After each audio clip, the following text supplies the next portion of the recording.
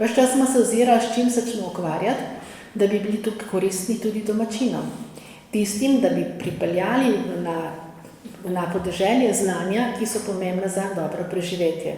Varujmo planet, uporabljajmo les, je bila ena od akcij, ki nam je pomagala pri oblikovanju 10-letnega gozdno gospodarskega načrta v naši občini. Morda vam to se sliši čudno, ampak veste, tisti mali lastnik gozda, ki ima svojo parcelo tam gor pri Repšetu, njega zanima, kako se bo to razvijalo naprej in tudi do te informacije ne pride, če mu jo ne prinesemo bliže.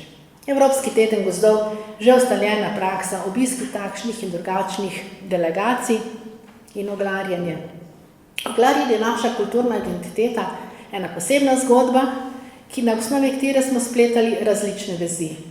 Vezi z takratno ministrico, vezi z direktorjem Gozdarskega inštituta, žal pokojnim, vezi z našim Rudlom, našim najstarejšim oglarjem, ki je takrat še bil, ki je prižigal kopo.